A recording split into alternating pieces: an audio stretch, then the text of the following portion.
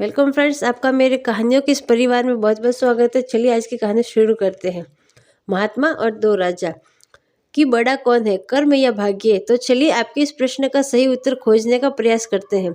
कहानी को धैर्य के साथ पूरा सुने। एक जंगल के दोनों और अलग अलग राजाओं का राज्य था और उसी जंगल में एक महात्मा रहते थे जिन्हें दोनों राजा अपना गुरु मानते थे। उसी जंगल के बीचों बीच एक नदी बहती थी। अक्सर उसी नदी को लेकर दोनों राज्यों के बीच झगड़े फसाद होते रहते थे। एक बार तो बात बिगड़ते बिगड़ते युद्ध तक आ पहुंची। कोई भी राजा सुलह को तैयार नहीं था, सो युद्ध तो निश्चय ही था। पुराने समय में यह प्रथा हुआ करती थी कि युद्ध से पहले राजा अपने गुरु का आशीर्वाद लिया करते थे। इसलिए दोनों राजाओं ने युद्ध से पहले महात्मा का आशीर्वाद लेने की सोची और आशीर्वाद लेने वो दोनों महात्मा राजा के पास पहुंच गए। महात्मा जो कि जंगल में एक छोटी सी कुटिया में रहते थे। पहले एक राजा आया और उसने महात्मा से युद्ध में विजय होने का आशीर्वाद मांगा। महात्मा ने कुछ देर उस राजा को निहारा और कहा कि राजन, तुम्हारे भाग्य में जीत नहीं दिखती, आगे ईश्वर की मर्जी। यह सुनकर पहला राजा थोड़ा विचलित हुआ और फिर उसने सोचा कि यदि हारना ही है तो पूरी ताकत से लड़ेंगे, परंतु यूं ही बिना लड़े हार नहीं मानेंगे। और अगर हार भी गए तो हार को भी औरों के लिए उदाहरण बना देंगे, परंतु आसानी से हार नहीं मानेंगे। यह निश्चय कर वह वहां से चला गया। दूसरा राजा भी जीत का आशीर्वाद लेने महात्मा के पास आया। उनके पैर छुए और विजय श्री का आशीर्वाद मांगा। महात्मा ने उसे भी कुछ देर निहारा और कहा कि बेटा, भाग्य तो तुम्हारे साथ ही है, अर्थात युद्ध में तुम्हारी विजय निश्चित है। यह सुनकर राजा तो खुशी से भर गया और वापस जाकर निश्चिंत हो गया, क्योंकि उसे लगा कि जब मेरा भाग्य मेरे साथ है तो मुझे कौन हरा सकता है। उसे लगा जैसे कि उसने युद्ध तो जीत ही लिया हो। अतः युद्ध का दिन आया। दोनों सेना एक दूसरे के आमने सामने थे और युद्ध का बिगुल बज गया। युद्ध प्रारंभ हो चुका था। एक तरफ की सेना यह सोचकर लड़ रही थी कि चाहे किस्मत में हार हो, पर हम हार नहीं मानेंगे।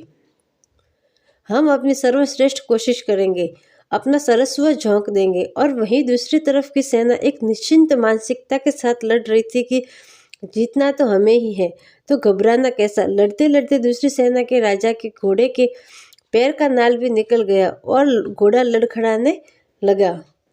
पर राजा ने ध्यान ही नहीं दिया, क्योंकि उसके दिमाग में एक ही बात चल रही थी कि जब जीत मेरे भाग्य में है ही, फिर किस बात की चिंता।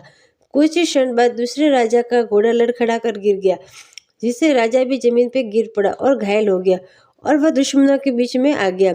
पहले राजा के सैनिकों ने उसे बंधक बना लिया एवं उसे अपने राजा को सौंप दिया। युद्ध का निर्णय हो चुका था। युद्ध का परिणाम बिल्कुल महात्मा के भविष्यवाणी के उलट था। अब दोनों राजाओं को यह जानने की बड़ी जिज्ञासा थी कि आखिर भाग्य का लिखा कैसे बदल गया।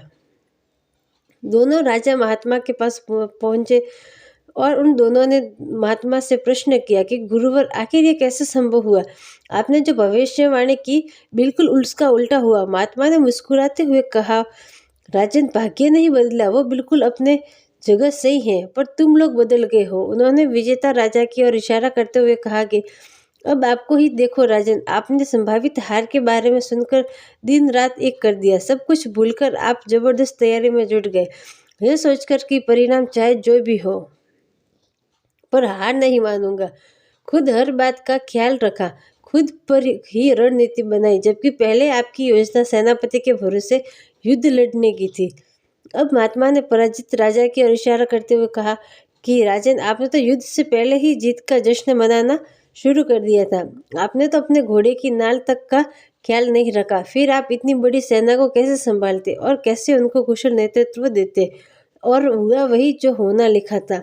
भाग्य नहीं बदला, पर जिनके भाग्य में जो लिखा था उन्होंने ही अपना व्यक्तित्व बदल दिया।